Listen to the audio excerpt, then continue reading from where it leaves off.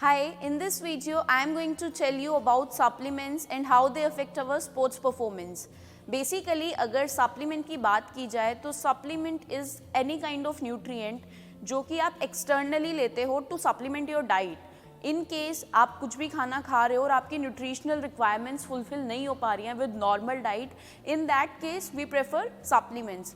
Supplements का काम होता है they have multiple functions. For example आपकी न्यूट्रिशनल रिक्वायरमेंट्स को फुलफिल करना, वेट लॉस वेट गेन में हेल्प करना या एथलेटिक परफॉर्मेंस को एनहांस करना. So supplements are not bad unless आप उनका मिसयूज़ या अब्यूज़ नहीं कर रहे हो या आप अपनी जो मेन डाइट है उसको सप्लीमेंट्स के साथ रिप्लेस नहीं कर रहे हो. आप मेन डाइट के साथ अगर some supplements you are adding with for any purpose तो वो हार्मफुल नहीं है. लेकिन आप ये सोचते हो कि आप मेन डाइट छोड़ के आप सिर्फ सप्लीमेंट्स पे डिपेंडेंट होगे, then it will be more harmful for you. So basically supplements are not regulated by any body. जो हमारा एक एक्ट था जो कि यूएस गवर्नमेंट ने दिया था जो बोलता है डाइटरी सप्लीमेंट एक्ट है, बेसिकली 1994 में यूएस गवर्नमेंट ने ये एक्ट लॉन्च किया था. अकॉर्डिंग टू दैट एक्ट कोई भी सप्लीमेंट जो है वो FDA इवेल्युएट नहीं करती है. अगर आप कभी भी किसी भी सप्लीमेंट बॉक्स को देखोगे उसके नीचे हमेशा छोटा छोटा हेडिंग लिखी होती है जिस पे लिखा होता है this supplement is not evaluated by FDA, food drug administration, जो कि US की कंपनी है. सो बेसिकली सप्लीमेंट्स के बारे में अब हम एक एक करके डिस्कस करेंगे कि कौन कौन से सप्लीमेंट्स हमारे पास अवेलेबल हैं, उनका क्या यूज़ होता है और क्या उनका डोजेज होता है. First we will talk about creatine. Creatine basically एक सप्लीमेंट है जिसका मेन फंक्शन होता है it improves your athletic performance during high intensity exercises specially when combined with resistance training. So this is the function of creatine. अगर creatine की requirements की मैं बात करूँ तो it is 2 to 5 grams per day according to NSCA guidelines. Coming to the next supplement that is beta hydroxymethyl butyrate जिसको हम HMB भी बोलते हैं. सो HMB का जो मेन फंक्शन होता है it increases your muscle size सबसे पहला. उसके साथ साथ it increases strength and decreases muscle damage and soreness associated with resistance training. Basically resistance training से जो हमें स्ट्रेस हमारी मसल्स को होता है उसको डिक्रीज करने में हेल्प करता है. सो HMB का जो डोजेज है that is 3 grams per day again by NSCA guidelines. Next is your branch chained amino acid जिसको हम BCAA भी बोलते हैं. बेसिकली BCAA के अंदर आपके 3 अमीनो एसिड्स आते हैं that is leucine, isoleucine and valine. Leucine, isoleucine and valine तीनों का जो मेन फंक्शन है it increases your muscle protein synthesis. मतलब ड्यूरिंग एक्सरसाइज जब आपका मसल प्रोटीन सिंथेसिस का काम होता है वो करते हैं आपके ल्यूसीन, आइसोल्यूसिन और वेलिन. सो इसीलिए जब आपका ब्रेकडाउन होता है तो उसको रीस्टार्ट करने में मसल सिंथेसिस में हम लोग इसको यूटिलाइज करते हैं. इसकी जो प्रॉपर डोजेज होती है that is 45 mg per day for leucine. Isoleucine and valine जो है दैट शुड बी 22.5 grams. तो अगर इसकी मैं डोजेस की बात करूं तो इसको हमें 2:1:1 में लेना होता है. So next is your alanine. Alanine basically एक नॉन एसेंशियल अमाइनो एसिड है जिसका काम होता है ये हमारी बॉडी में जो हमारी मसल्स की बफरिंग कैपेसिटी है उसको इंक्रीज करता है. विद दैट हमारी जो मसल्स के अंदर कार्निटाइन प्रोडक्शन होता है, हमारी बॉडी में जो कार्निटाइन प्रोडक्शन होता है उसको कराने में एलानीन हेल्प करता है.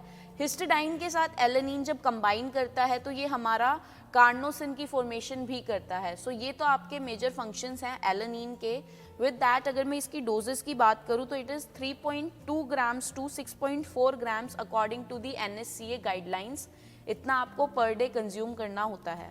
Next supplement is caffeine. Caffeine basically जो हमें जनरली हेल्प करता है हमारी एथलेटिक परफॉर्मेंस को इम्प्रूव करने में. विद दैट हमारे नर्वस सिस्टम को इफेक्टिवली वर्क करने में ये हेल्प करता है, नर्वस सिस्टम को बूस्ट करने में हेल्प करता है. कैफीन को हम एक स्टिमुलेंट भी बोलते हैं. अगर इसकी डोजेस की मैं बात करूँ तो इट इज़ 3 mg पर kg ऑफ बॉडी वेट. अगर आप इससे ज़्यादा डोजेस ले रहे हो तो आपकी बॉडी डिपेंडेंट बन जाती है और ये हमें हार्मफुल इफ़ेक्ट्स भी पहुँचाता है.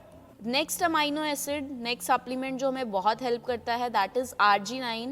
Arginine again is a non essential amino acid. हमारी बॉडी इसको खुद प्रोड्यूस करती है बट इसका जो मेजर फंक्शन है ये हमारा जो वेसोडाइलेशन का प्रोसेस है, मतलब जब हम एक्सरसाइज करते हैं तो हमारा जो ब्लड फ्लो इंक्रीज होता है उसको हेल्प करने में उसको बढ़ाने में ये बहुत ज़्यादा हेल्प करता है।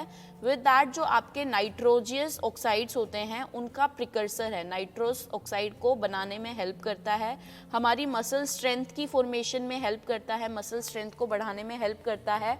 बिकॉज जो RG9 है ये क्रिएटिन का एक आपका अमीनो एसिड है, लाइक क्रिएटिन जो बनता है उसमें कहीं ना कहीं RG9 भी हेल्प प्ले करता है।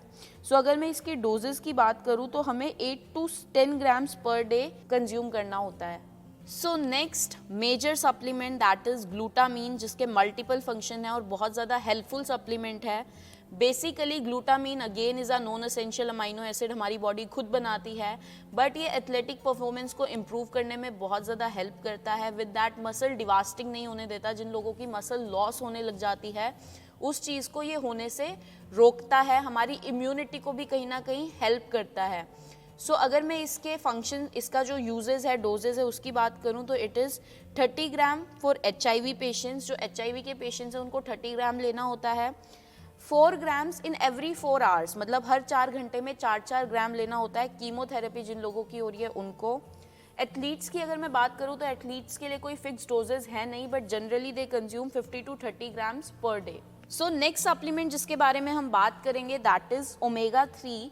ओमेगा 3 आपका फैट का एक टाइप है जिसका कुछ पार्ट हमारी बॉडी बनाती है और कुछ हमें बाहर से लेना होता है। मतलब जनरली अगर मैं बात करूं ओमेगा 3 की, तो ओमेगा 3 के functions, they have multiple functions.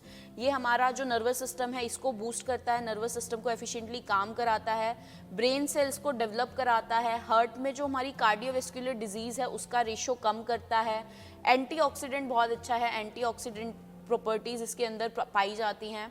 सो ये तो हमारे फंक्शंस हैं ओमेगा 3 के, लेकिन उसके साथ साथ ये हमारा इन्फ्लामेशन को भी बहुत ज़्यादा रिड्यूस करता है। जिन लोगों को एंटी इन्फ्लामेटरी प्रोडक्ट्स कंज्यूम करने होते हैं तो उनको ओमेगा 3 कंज्यूम करना चाहिए, क्योंकि ये इन्फ्लामेशन को टोटली रिड्यूस कर देता है। विद दैट जो ब्लड क्लॉट बन जाता है, कुछ लोगों के ब्लड के अंदर गांठें बनने लग जाती है या ब्लड थिकनिंग की प्रॉब्लम स्टार्ट हो जाती है, कोलेस्ट्रॉल बढ़ता है। सो उस केस में भी omega 3 is the best supplement. अगर मैं ओमेगा 3 की बात करूं तो इसके अंदर 3 टाइप के एसिड्स होते हैं। एक होता है आपका ALA, अल्फा लिनोलेनिक एसिड, जिसका जो रिक्वायरमेंट है that is 1.1 gram per day.